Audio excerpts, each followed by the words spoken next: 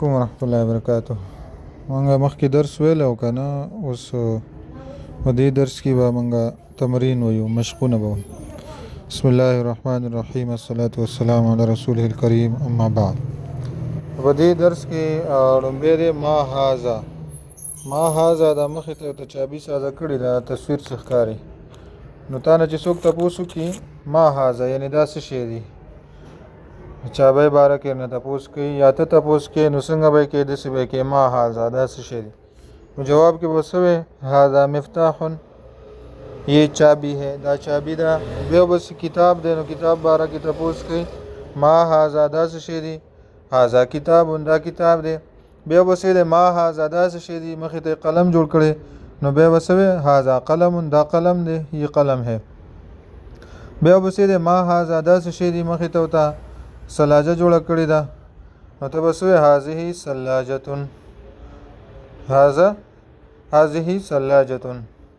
بیا بس ما هذا دا څه شی دی مخې ته د کور جوړ کړي نو کور ته بیت وي نو ته بس وی چې هذا بیتون. بیا بس ما هذا دا څه شی دی مخې ته د کرسي جوړه کړي نو ته به څنګه جواب ورکې هذا کرسیون. دا یو مشق شو یو تمرین شو.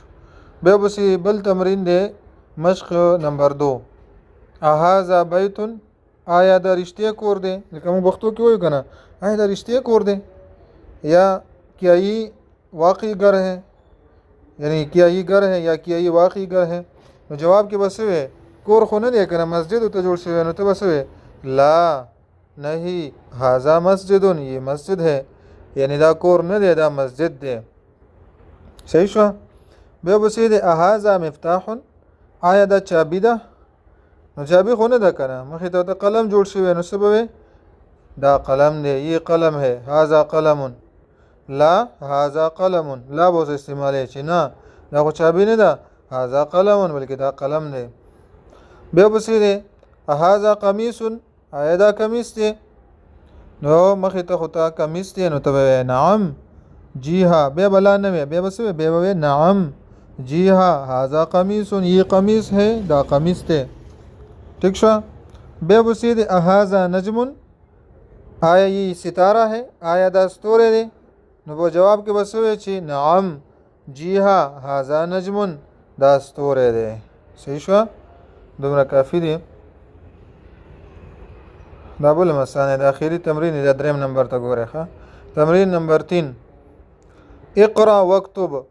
تاسو بخپل وایي او ولیکا. اقرا وایا پڑھو واکتب او ولیکا لیکو امر دی.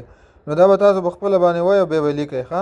څنګه وایي هذا مکتب دا مکتب دی یہ میز ہے هذا مکتب. هذا مسجد دا مسجد دی. هذا قلم دا قلم دی. هذا سریر دا چرپائی دا کټ دی. ما هذا دا شی دی. هذا کرسی دا کرسی دا. هذا بیت آیا یہ گھر ہے آیا دا کور دی. لا نہیں هذا مسجد یہ مسجد ہے. ما هذا دا شی دی. هذا مفتاح دا چابی دا. دا به تاسو بخپل باندې وموي او به هم لیکئ ځان سره.